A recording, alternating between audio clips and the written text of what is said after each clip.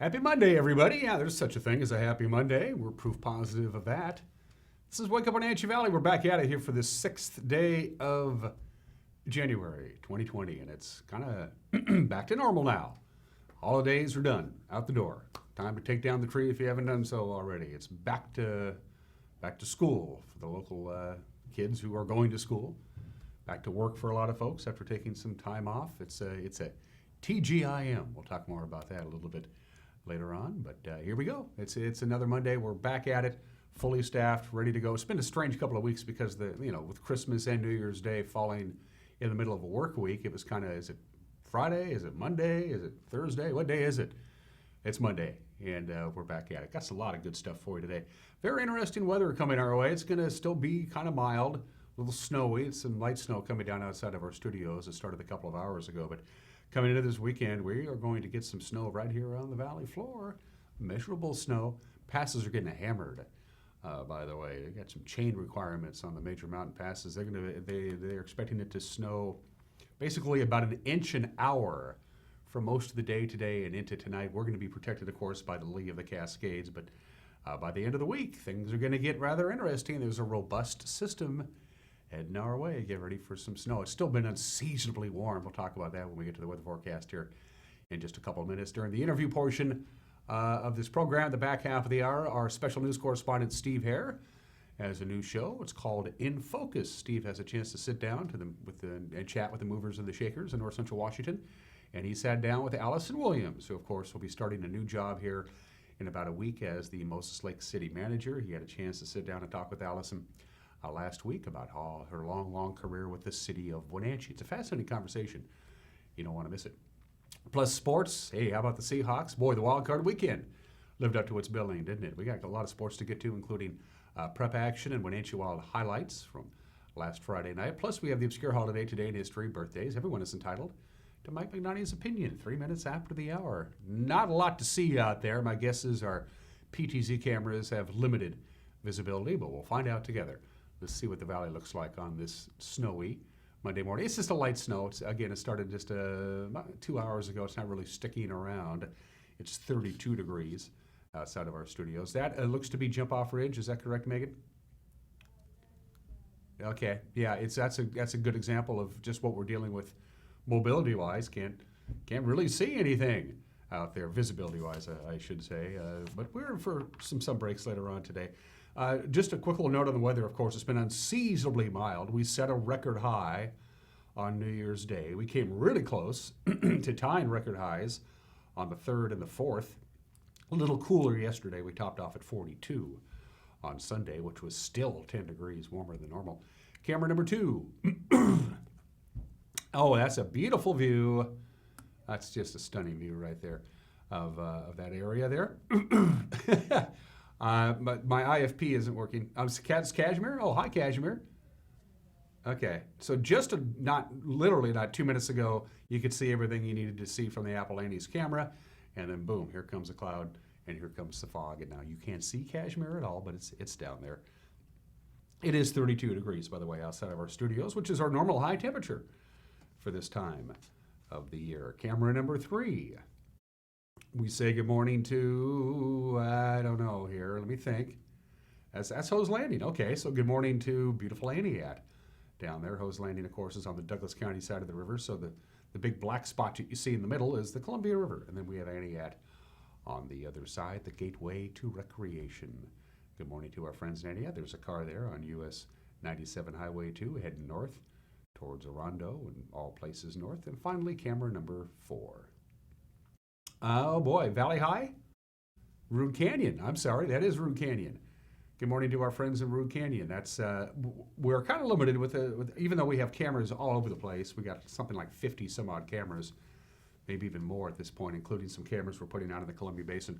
They don't really do you a whole bunch of good if you can't see anything. That's been the case today.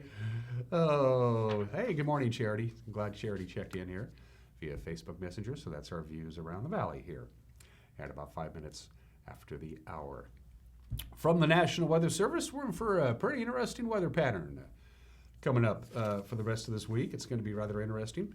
What are we in for? Well, there's several rounds of precipitation, none of them really very dramatic until we get to Friday.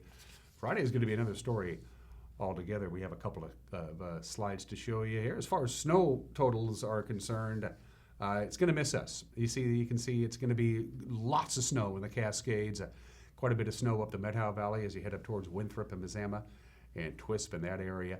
And just a little bit of snow here and a little bit of snow there to the north of us out in the basin. As you can see, very little snow, if any. We're probably going to get less than half an inch when it's all said and done as far as snow today and tonight. But as we look ahead for the week, this is what we're talking about. We got a lot of stuff going on. We got rain and snow with some rain-snow mix for the lowlands here. Heavy snow expected in the Cascades for today.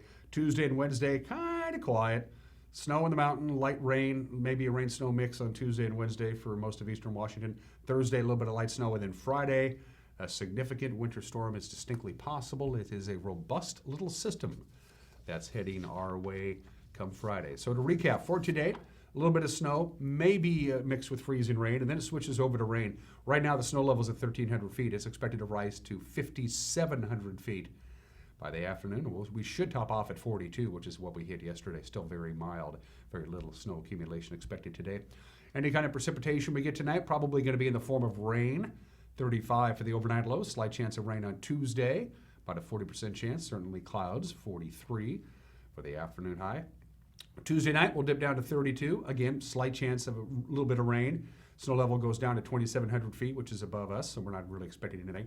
Partly sunny and breezy on Wednesday. The wind's going to be kicking in pretty good.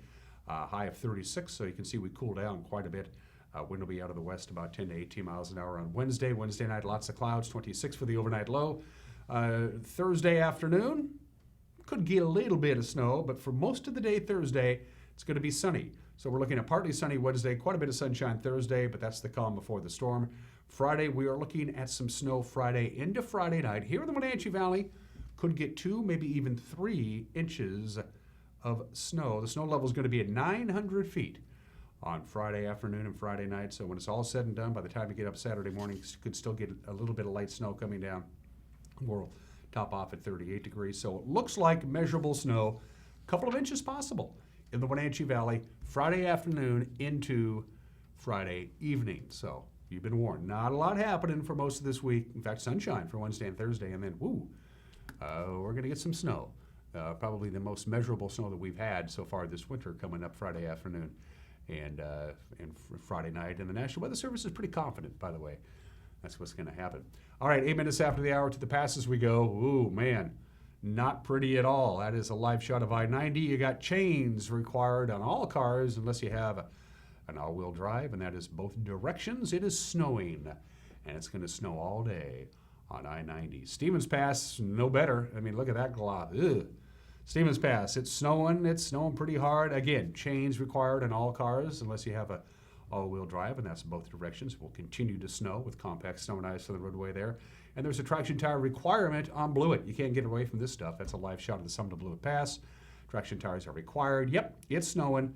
There's snow on the roadway. And also visibility is, we're told, quite poor on US 97, especially at and near the summit. So chains are required on I-90. Chains are required on Stevens. Traction tires are required on Blewett Pass. They have a winter storm warning until 4 o'clock this afternoon. Are you ready for this?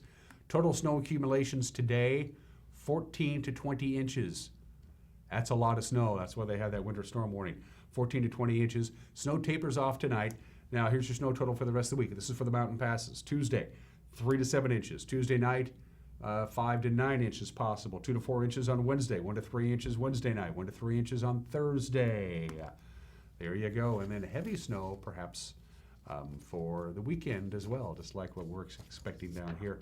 We're going to get a little bit of light snow on Friday and Friday afternoon and Friday night, but a lot more in the mountain passes. Again, chains required on I-90 and on Stevens Pass, and traction tires are required on Blewett. If you can avoid the passes today, not a bad idea. It's going to snow hard all day up in the Cascades. Going to take a break at 10 minutes after the hour and come back with your Monday morning news. You're watching Wake Up Wenatchee Valley live this morning from Studio 2 in downtown Wenatchee on the NCW Live channel.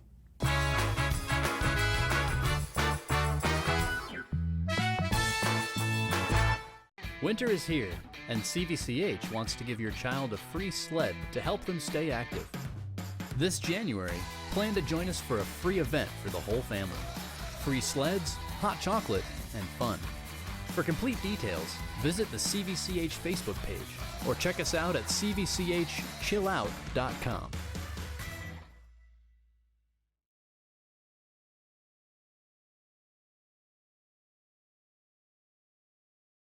Hi, I'm Jim Heinlein, independent agent and owner at Springwater Insurance Group here in North Central Washington. And one of the things we enjoy doing is teaching people how to find the right Part D drug plan. And you know, if you went into a shoe shop and they just sat you down and handed you a pair of shoes, that'd be confusing. You'd want them to measure. Well, we take a measurement at Springwater Insurance Group. We ask you 4 questions. What's the name, the dose, the frequency, and the pharmacy for your medications? This allows us to measure and get the right fit for 2020. Give us a call at Springwater Insurance Group for the right fit for your drug plan at 888-2600.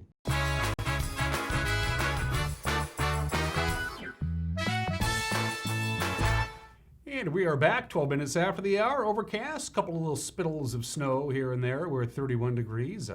Light snow this morning, switching over to rain this afternoon. We'll get up to about 41 or 42 for the afternoon high. Here's what's making headlines. A Kashmir woman accused of causing a serious Spokane area auto crash arrested late Saturday after allegedly leading Douglas County deputies on a chase that ended with yet another collision. Deputies say 22-year-old Jessica Haley Fisk refused to stop her passenger car when a patrol officer attempted to pull her over near the BJ's truck stop in Rock Island. This happened about 9:30 on Saturday night. That deputy ended the pursuit because of safety concerns. That's according to a press release that came out yesterday morning from Douglas County Sheriff Kevin Morris. Well, soon after that, a second deputy allegedly spotted Fisk's vehicle speeding on Highway 28 near Rock Island Drive. Again, tried to stop the car. The fleeing vehicle spun, struck a guardrail near mile marker 12 while passing another vehicle, and then the driver regained control of the car and continued on down the highway.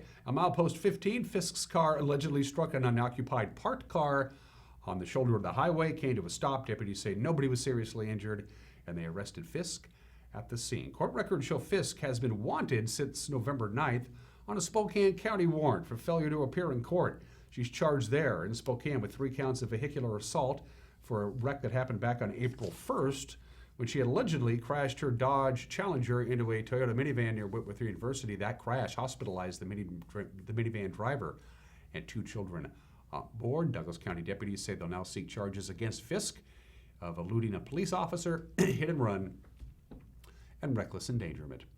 In other news this morning, back in December, a Chelan County jury convicted Andrew Rayback of just 1 out of 3 criminal charges, but now even that charge has been dismissed.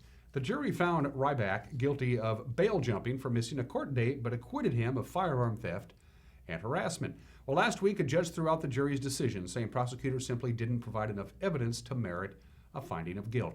Ryback was one of 10 King County residents who rented a Coles Corner house last Memorial Day weekend. He was arrested and charged after his fellow renters accused him of stealing one of their handguns and threatening to burn the house down.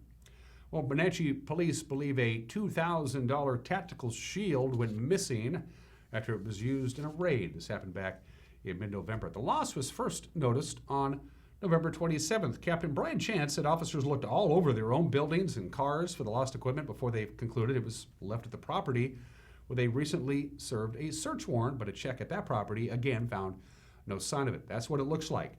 It's a composite fiber shield. It's about 34 inches high, 20 inches wide. It has a viewport and mounted lights. It weighs about 21 pounds. There's no reward for returning it to the Wenatchee Police Department, but they promise there'll be no questions asked and no charges will be filed.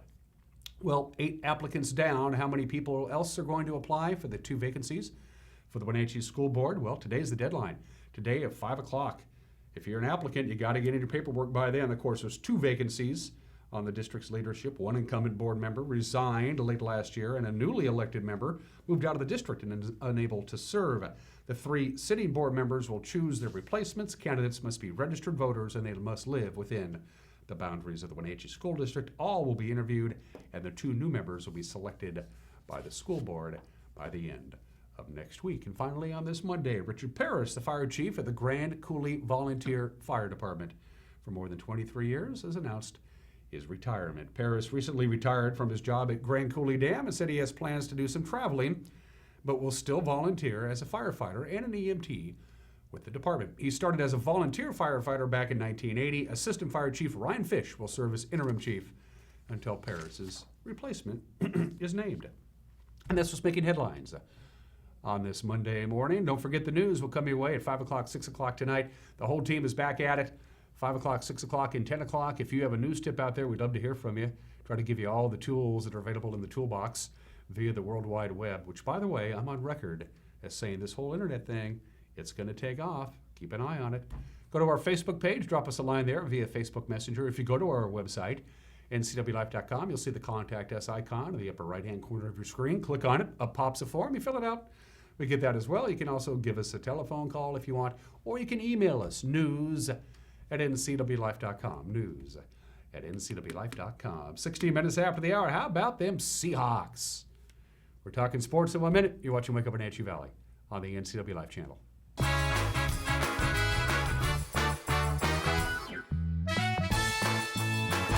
Coming home should never be a chore. Let Merry Maids of Wenatchee customize all your cleaning needs. Weekly, bi-weekly, special occasion. Do you have a vacation home that needs cleaning? We clean them too. Locally owned and operated, let Merry Maids do the cleaning while you focus on your family and friends. Merry Maids has special offers to fit your budget. Request your free cleaning estimate today. 509-663-1710. For plumbing, heating, or cooling repair, Patriot will be right there. We know they exist, those who love cold water. Yeah, no thanks. Fortunately, there is plenty of hot water for the rest of us from Rheem, the new degree of comfort. Ask the pros at Patriot which Rheem water heater is right for your home. Patriot Plumbing, heating and cooling will give your home a hug.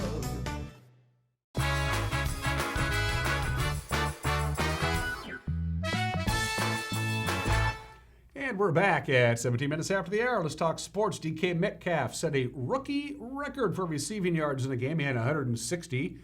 Defense came up with 7 sacks. Seattle knocks off Philly 17-9 last night in the NFC wildcard game. Big blow to the Eagles' chances came late in the first quarter. That's when quarterback Carson Wentz left the game with a head injury. 40-year-old backup Josh McCown came in but was not able to get Philadelphia into the end zone. Seahawks coach Pete Carroll says Wentz going down played a pivotal part in the game.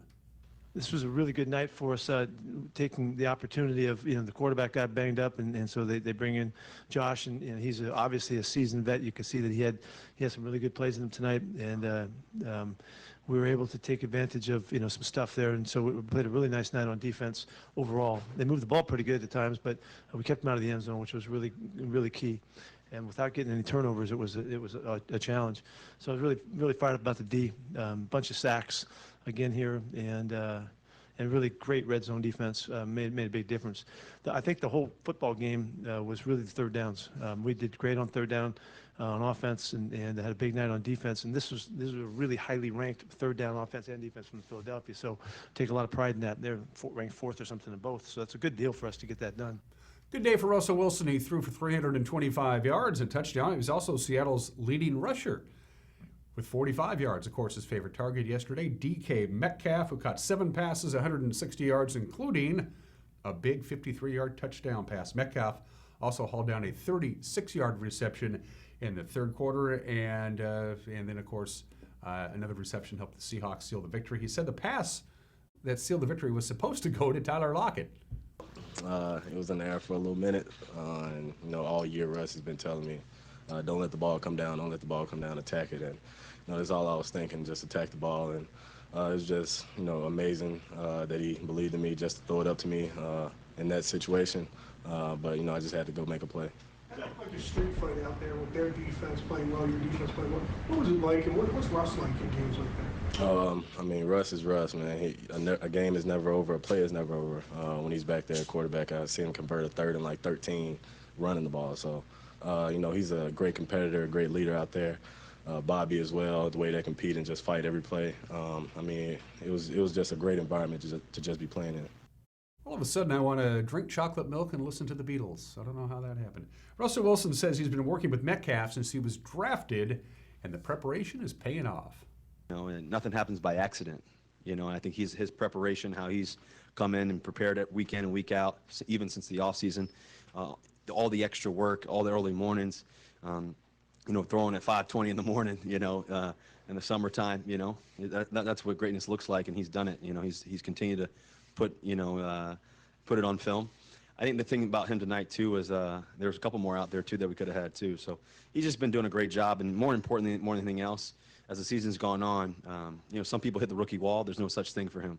He's just stayed the course. He's continued. He's getting stronger. He's like American Pharaoh out there. He gets stronger as the race goes on, and he keeps doing a great job of that. Nice wild card victory for the Seattle Seahawks. Up next, a trip to the divisional round of the NFC playoffs. They're heading to Green Bay.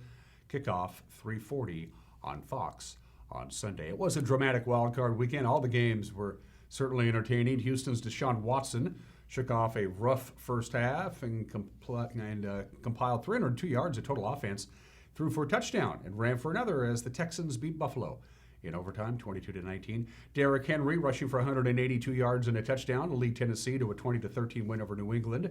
The question now, of course, is the future of Tom Brady. He's 42 years old. He's an unrestricted free agent whose last pass was intercepted for a touchdown. And Kirk Cousins hit Kyle Rudolph on a 4-yard touchdown pass in overtime to give Minnesota a 26-20 win over New Orleans. Dalvin Cook also rushed for 2 scores for the Vikings, who became the second number 6 seed to knock off a number 3 seed for the weekend. So the schedule next week looks something like that. The divisional round of the playoffs. It begins Saturday. Minnesota will be at San Francisco, 1:35 on NBC. That's followed by Tennessee and Baltimore at 5:15 on CBS. On Sunday, the 1:05 game is Houston and Kansas City. And then at 3:40, you got the Seahawks and the Packers at historic Lambeau Field. The Wenatchee Wild went 1-1 over the weekend. A couple of lopsided BCHL hockey games. On Friday, at the Town Toyota Center, Wenatchee piled on 5 goals in the second period en route to an 8-0 win over the Victoria Grizzlies. And incredibly, all 8 goals were scored by 8 different players. Arch Ecker with the call on the Wenatchee Wild Hockey Network. They'll work it ahead, but then stolen by Morton. Morton centering feed, shot and a score! Luke Ormsby, in his first game back from injury, set up by Sam Morton, and the Wild lead it 1-0. It's Tyler Young. He waits, opens up, centering feed, backhander, score! Nick Caffarelli coming right up the middle. Off the wall, Caffarelli holds it in, sharply over for Bavaro. That shot is a goal! Off the glove of Wood and in. Bavaro's shot, you could hear it hit the glove of Blake Wood, but it popped out of his glove and rolled right across the line. Joe Howe whips it around, but the Wild hold it in right point. Shot, score!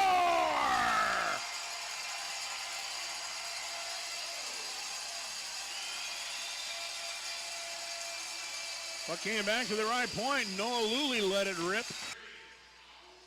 Here's a centering feed. Here's Usher. He shoots. He scores! Drake Usher, his second goal of the year. Bouncing puck side of the net. Wild with it. They try to wrap it in, and they do! A wraparound goal that went off the skate of the goaltender. As Carney set it up for Quinn Emerson, and now to Wolders. Wolders gets in around Oliver. He's in, he drags, he shoots, and he scores! Even Wolders put it off the top right pipe inside and in, and the Wild now lead it by a touchdown. Plays catch, and Ormsby with a wrister, and that one gets blocked wide. Side of the net, shot and a score. Brett Chorsky. Power play goal with the 5-on-3 advantage. Herzog's got help with Chmielewski. He's in, he shoots, and a save made. And the rebound bounces into the far corner. But that's going to bring us to the horn. And that's the end of that one, as Daniel Chenard picks up his second shutout of the year.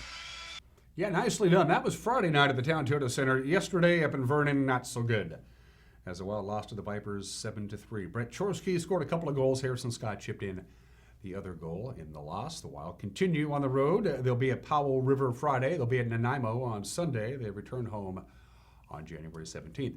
All right, let's turn back the clock to the weekend. High school results from over the weekend. We'll start out with girls basketball. Friday to the Les Schwab scoreboard we go. Moses Lake stopped U High 61-53. Pasco no trouble with Eastmont. They won 58-26. Wenatchee picked up a 2-point win over Ferris 46-44. Alfreda won the Battle of the Basin 46-24 over Quincy. Okanagan cruised by 41 over Cascade. Kashmir shot down Chelan 64-24. Oroville topped Manson, and Waterville-Mansfield dominated Tenasket in girls basketball on Friday night. Boys basketball on Friday night to the Les Schwab Prep scoreboard we go. Moses Lake edged Rogers. Alfreda no trouble with Quincy. Okanagan beating Cascade by 10. Eastmont down Pasco. Kashmir 21 better than Chelan. Oroville beat Manson, and Tenasket topped Waterville-Mansfield 76-49. Let's go to Saturday.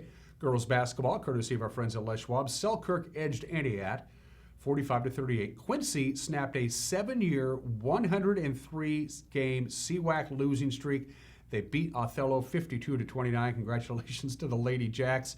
Alfreda topped Grandview. Kings clipped Moses Lake. Waterville-Mansfield girls continue their winning ways. Knocked off Oroville 75-23. And finally, boys basketball on Saturday. Selkirk beat up on Alfreda 64-47. Lewiston topped Moses Lake 64-47. Alfreda beat Grandview. Othello topped Quincy, and Orville downed Waterville-Mansfield. And those are just some of the games that people are playing.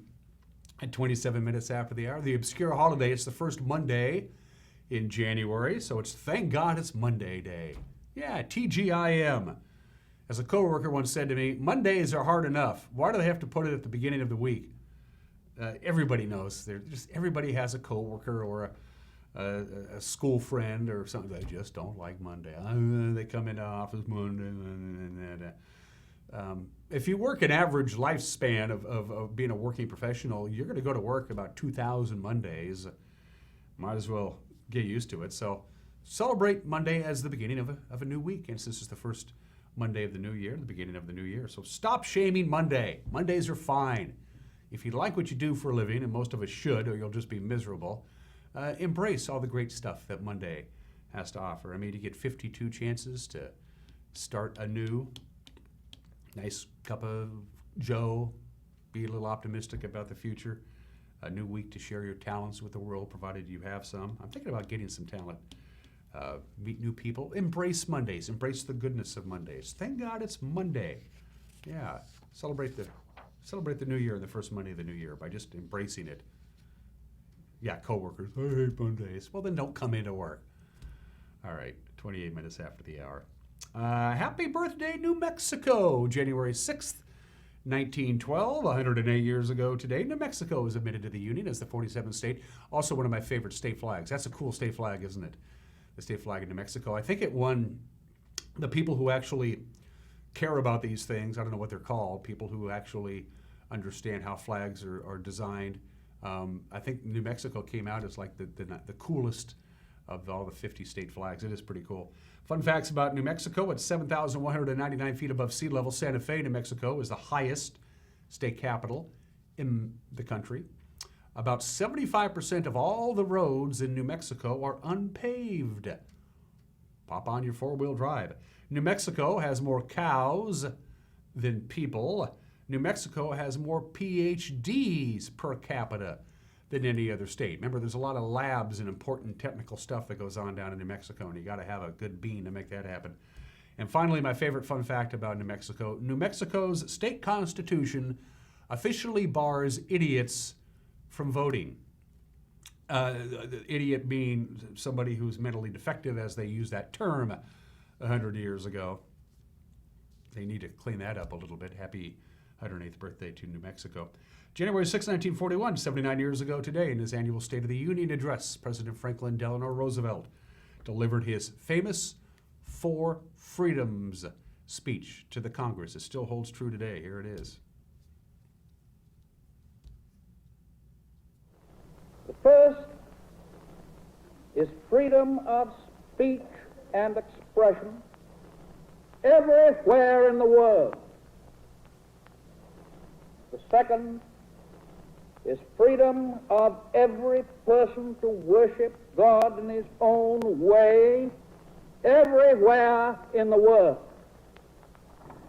The third is freedom from want, which translated into world terms means economic understandings which will secure to every nation a healthy, peacetime life for its inhabitants everywhere in the world.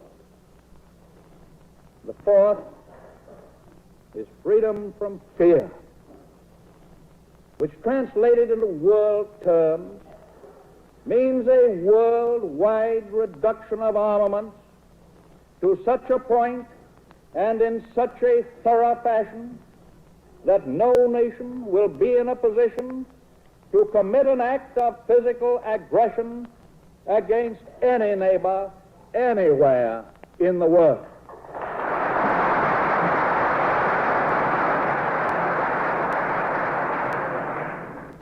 Pretty powerful stuff. We're not there, but it's still a nice goal. The famous Four Freedoms speech 79 years ago today. And for those of you who were around and remember the OPEC oil embargo back in 73, 74, it was just crazy. I mean, gas lines, people stealing gas from other cars. I mean, the big tankers that would carry gasoline were being hijacked. It was pretty crazy. And in response to that, daylight saving time commenced 4 months early in the United States. It started on July 6, 1974. So we basically had year-round daylight saving from January 6, 1974 to October of 1975 with one little break in between when we went back to standard time. So we were on daylight saving time for like a year and a half. Figure, we won't burn as much oil. They could do it again too, that kind of scares me. Let's do birthdays at 32 minutes after the hour. Happy 83rd birthday to one of my favorite college football coaches, Lou Holtz. Started out as a head coach at the College of William and Mary for a couple of years, moved on to North Carolina State University, left them, coached the Jets in the NFL for just 1 year, went back to college, coached at the University of Arkansas, then of course went to the University of Minnesota, eventually went to the University of Notre Dame where his team won the 1988 National Championship, and finally on to the University of South Carolina. Lou Holtz is the only college football coach in history to lead 6 different programs to a bowl game. That's pretty impressive. Lou Holtz is 83 years old today. The man who founded Pink Floyd, Syd Barrett, was their original leader. He was eventually thrown out of the group. They didn't want to. They liked him. He just took one too many acid trips and didn't come back. Syd Barrett, the man who founded Pink Floyd, the classic Pink Floyd song, Shine On, You Crazy Diamond, is an homage to Syd Barrett, who was born in the state of 1946, died at the age of 60. In 2006. And finally, happy birthday to Kate McKinnon, the longest-serving female cast member of Saturday Night Live. She's been at it now for 6 years. Incredibly talented woman. Kate McKinnon, 36 years old today. Before we take a break and find out what's on Mike Magnotti's mind, plus Steve Hare's interview with Allison Williams, hey, we got a hold of Campbell's, and they said, yeah, we're going to keep doing this. So I said, well, I'll keep talking about it. Yep, the destination deal, it was supposed to be just for the month of November. It went so well, they extended it into December. It went so well, it's now going to go into January. You know what the deal is by now. If you are a local, if you live somewhere in the North Central Washington area, all you got to do is prove it, and you can get a room at Campbell's Resort at beautiful Lake Chelan starting at just $95 a night. Perfect for a winter weekend getaway with your loved one or a bunch of get together with some friends and just head up to the lake for the weekend and get away from it all. It's the locals discount, the destination deal. But again, it's for locals only. Give Campbell's a call. They'll take care of you. Campbell's Resort. They've been in business for 118 years. Now that's impressive. We're going to take a break. Mike McKnight's got an opinion, and Steve Hare's conversation with Allison Williams coming up between now and the top of the hour. You're watching a Monday edition of Wake Up Wenatchee Valley on the NCW Life Channel.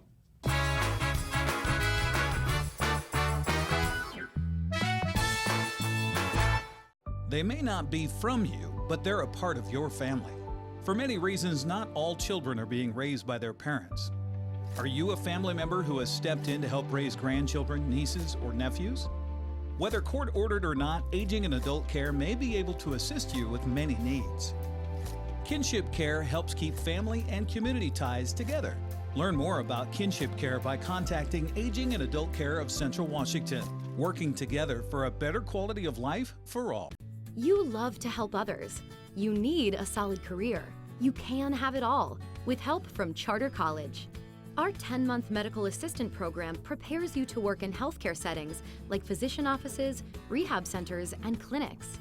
You'll learn to take patient vitals, assist with exams, administer injections, and maintain medical records. When you're ready to launch a rewarding healthcare career, visit chartercollege.edu because we work to get you to work.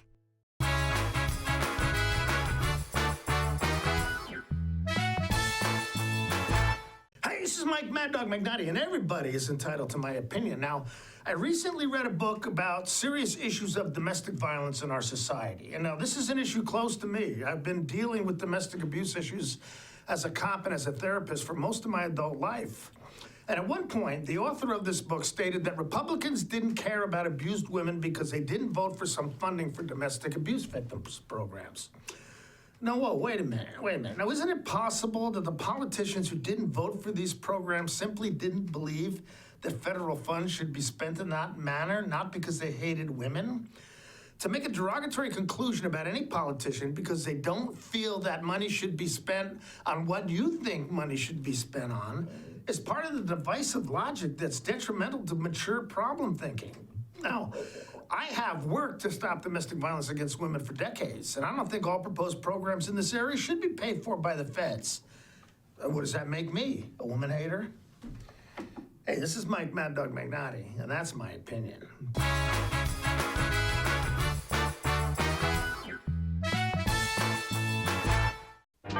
Boating in the Wenatchee Valley starts at Bob File Boats and Motors. See their full line of Crown Line boats. Crown Line features the Forte gel coat, which perfectly accentuates the sporty silhouette of this boat. Its contours are further enhanced by Crown Line's patented fast tab hull design, which not only embraces the distinctive sports car styling, but also ensures a safe and comfortable ride. See Crown Line boats at Bob File Boats and Motors on Sunset Highway in East Wenatchee or online at bobfile.com. Bob File Boats and Motors, we're dealing. Bob File's gonna make you smile.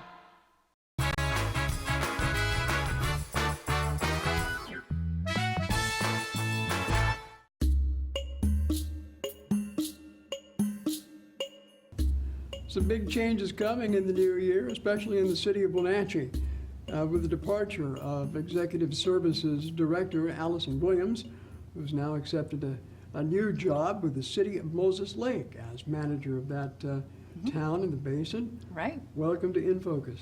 Thank you.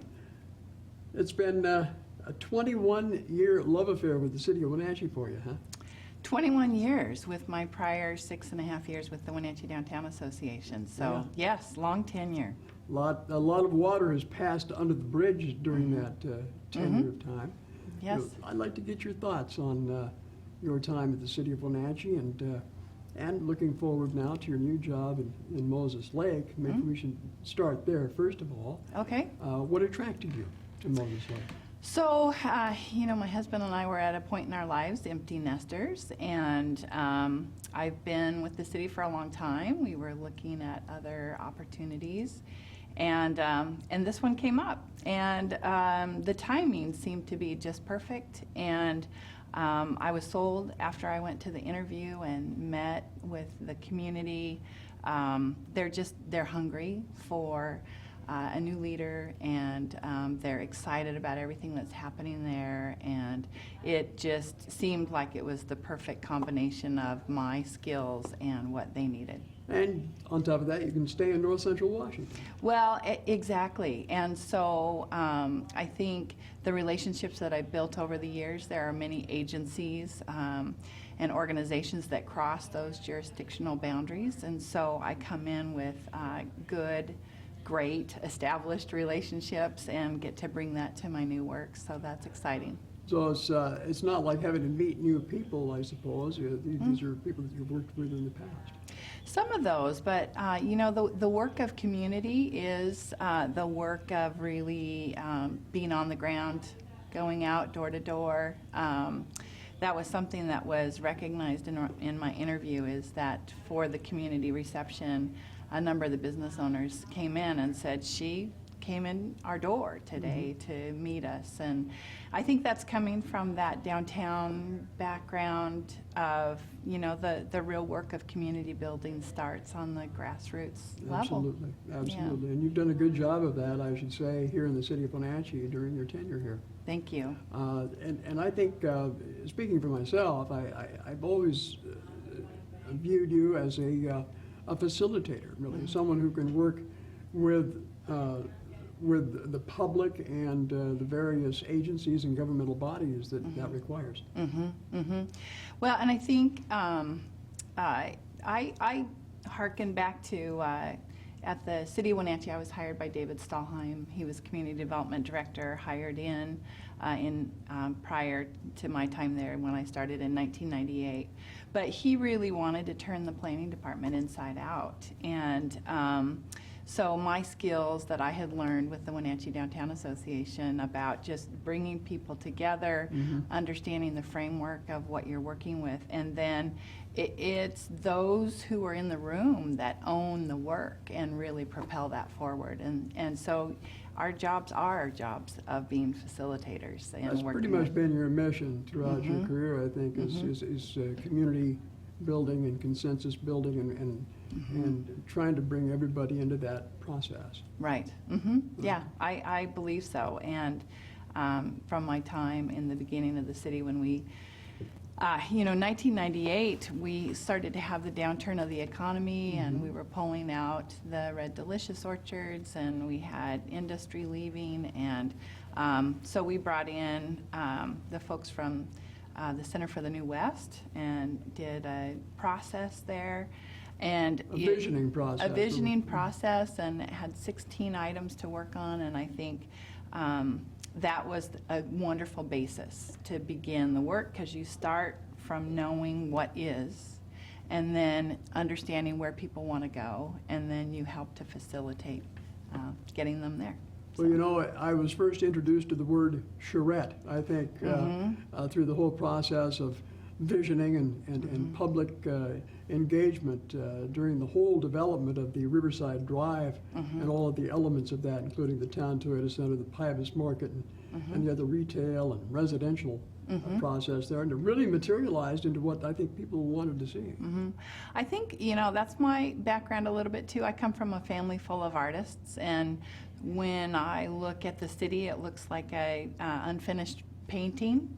And so the work that you do is bringing people in to add to that. I'm very visual in nature, and have the ability to see, I think because of that artist background, what could be, and then helping to get people there. So. Is it what you envisioned? I mean, when you look at Riverside Drive now, is it what you thought it would look like? It is. I love how, in fact, being in the middle of this job process, I was sitting at my desk in the new City Hall and looking out over the city and thinking much has come to fruition. And, the community had visions of this vibrant, walkable downtown with a waterfront that engaged this amazing park system that those well before my time envisioned putting into place. Wenatchee's been a place where many charrettes have taken place over the years, and so I think of even being so heartened looking back to see Frank Lloyd Wright did his original design of the waterfront, and so now seeing that transition and come to life, it's very heartening. Yeah, and I always said I want Wenatchee to be a place that my kids will be proud to come back home to. And I think it is. I think you've left that as something of a legacy. Looking at Moses Lake presents new challenges for you. It's also a town that's growing. I think we're seeing huge development of server farms, data centers, and of course the airport's a going concern. And what your thoughts on what you see in front of you here with the city of Moses Lake? Well, it is at an exciting time. So for our state and Boeing being such a piece of our infrastructure, Moses Lake has really offered a place to be complementary. And there are other manufacturers there. And what that brings to the community is great opportunity. And what I heard through the interview process is the desire of the community to really look at a new vision and really work on the built environment and bring people together. And they have a newly invigorated downtown association. They have great new neighborhoods that are being built, much new schools being built, but much of the fabric that I see is in the people. The people are so wonderful, and I think every community starts with the people who are there, because that's how things really occur. There's a different dynamic as well, because being a city that's right on the interstate there presents also some opportunities, I think, for that city that Wenatchee didn't have. Right, and I-90 is an asset, definitely, and so something to be looked to. The other thing that I note, and as I mentioned previously, the relationships in our region, because we have organizations that serve both communities.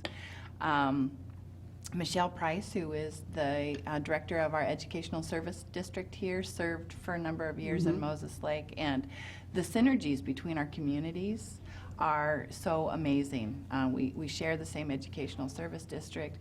We both have this need for workforce, and I think if we look at the areas as complementary, research and development, manufacturing growth, I think for the state of Washington, we offer huge opportunity. I've often wondered about the basin, Quincy, Moses Lake, Ephrata, and Wenatchee and East Wenatchee as really towns that can complement each other. Really, we have become somewhat, I guess, of a bedroom community, judging by the traffic that we see going between East Wenatchee and Quincy each morning. So obviously, there's that possibility going forward. Well, and I see, we have built so much into the fabric of Wenatchee for being a place that is really livable.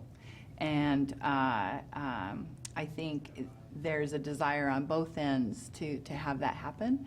And so the place for each to occur. So I again go back to Michelle's comments about Wenatchee really working on the higher education and the research and development. And then Moses Lake has this very robust system with Columbia Basin Community College and the manufacturers there. So very complementary. Also want to get your thoughts here in the Wenatchee during your time as Executive Services Director. You also saw the startup of the Our Valley, Our Future project and movement. Your thoughts on that going forward? It really was time to, the Center for the New West process was really our first effort at bringing the region together and thinking strategically. And that process was nearly 20 years old. And so there is a life to those processes. We had checked many of those projects off the list. Our Valley, Our Future took that work a step further and really didn't look at the boundaries of our region, but just looked at the assets that we had and building in resiliency. And it's an amazing plan. And again, grassroots. And I think the communication that has occurred and the grassroots support of that effort strengthens us tremendously as a region for what an asset for our elected leadership to be able to go to that work and to understand the desires of the community. Yeah. Any regrets? Any unfinished business, let's say, in the city of Wenatchee that you would have liked to have seen completed? I know that we've got the Confluence Parkway project in the North Wenatchee area, which is an ongoing concern. You know, I South Wenatchee? Because that was another element. Yeah, as I sit here, I look at the work that has been accomplished, and I feel like there's this big hurdle that we've overcome. I think Met Howe Park and the Pinnacles Prep going into the community center just builds on the prior work that was done in that sub-area plan, and South Wenatchee is just going to blossom with the engagement of the community there. The North Wenatchee plan is taking shape. Confluence Parkway is going to take some heavy lifting, and it is going to take organizations working together and staying singularly focused, because truly all the alternatives that have been looked at for the next way in and out of the north end of the community will be much more expensive, and we have a huge opportunity to build on the asset of the Connecting Washington dollars. So certainly the importance of us all grabbing hands and seeing that project through will be critical. I don't have a mindset that thinks in regrets. I think about what's next, and I think my only regret is, there are so many in the community who look to leadership in terms of carrying things forward, and I see the new leadership that's percolating up and taking hold of projects. And I think, you know what, we have built the capacity of this community, and we're going to be just fine. The one thing that really needs to happen is for us to wrap our arms around the WSU Research and Extension Center and highlight and broaden the graduate research that is happening there and really build on that, because everything that we've done from the Center for the New West Days to today talks about higher educational learning opportunities because of the capacity it builds in your community and because the promise that it shows those who are most at risk when they see people practicing in your community their work. So I hope that this community really can see that one through and what's next. And maybe the PUD property offers some opportunities there. And I think the other thing is for this community truly to succeed, to wrap our arms around the arts. And we've worked hard to put art on our streets, and we have a theater and music program in our schools like none other, and really taking that to the next level. And that could be another opportunity for the PUD property with Riverside Playhouse there. And we had a meeting recently with the Stage Kids team, and I was blown away with what they're doing and the capacity that they're building in the community. Wonderful. Yeah. We're talking with Allison Williams, who's leaving the City of Wenatchee as its Executive Services Director for a new job as City Manager in the town of Moses Lake. One final item, of course, the big project, I think, in the last couple of decades has to be the Town Toyota Center and its arena. Any final thoughts on that and your involvement there? Because I know that it was kind of it was a hard time for you. And I don't know if you wanted to talk about that, or because it is highly successful, paid for. Now, thoughts on some of the problems that occurred during that time when we were trying to sell the bonds for that project.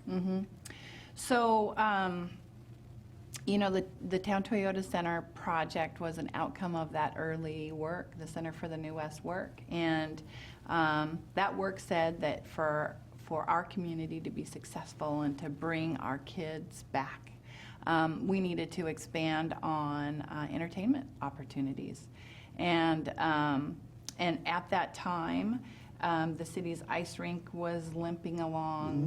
We had lost the figure skating competitions and hockey tournaments, and you had this huge asset there of all of those skating families and hockey families. And so it made perfect sense to seize on some opportunities that were available at that time, creating a public facilities district, which is 1 in a million, because we brought together 7 cities and 2 counties to create a public facilities district, again facilitating a huge process. And that asset that is here now is an asset that can serve us for the future, that public facilities district. I think the Town Toyota Center is only beginning to see its success, and I look to everybody thinks of hockey, and hockey is amazing, but the regional skating competition and Liam Kapekis that going on to the Olympics, and that's happening right here. And it's putting heads in beds, too. And it's putting heads in beds. I think the thing I would say about the Town Toyota Center is every big economic development is a risk game, and there are people in the middle of all of those things. And I think back to that process, and that was very, very hard for my family, and I will never forget that part, because family's what it's all about. And I think communities need to remember that at the heart of all of these projects are people. And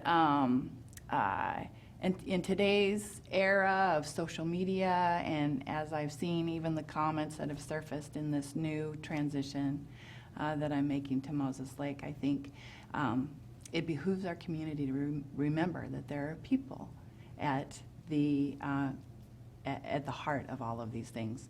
And my work has always been about other people, building their capacity, and trying to bring about the projects that are going to make them successful. Well, speaking as someone who's been reporting on the city of Wenatchee for the last last 20 years, I can honestly say that you have been very accessible, open, transparent, and again, to start out our conversation, a wonderful facilitator. Thank you. So I wish you the best of luck going forward, Allison. Thank you. Thank you for all you've done for the city of Wenatchee. Thank you. I appreciate it very much. It's a great place, and who knows, maybe we'll end it back here some year. No, So we'll see. I'm sure we'll cross paths again. Yes, certainly. Thank Allison you. Williams joining us today on In Focus. I'm Steve Hare for NCW Life News.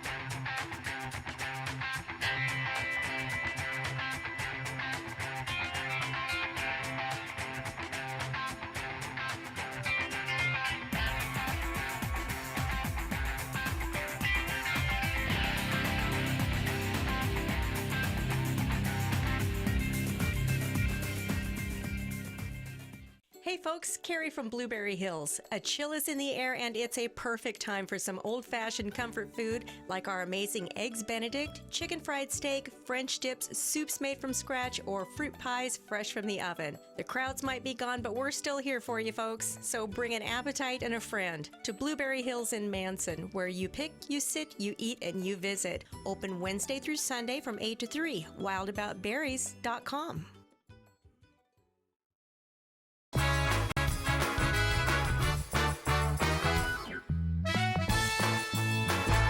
And we are back somewhere down there from our PTZ camera.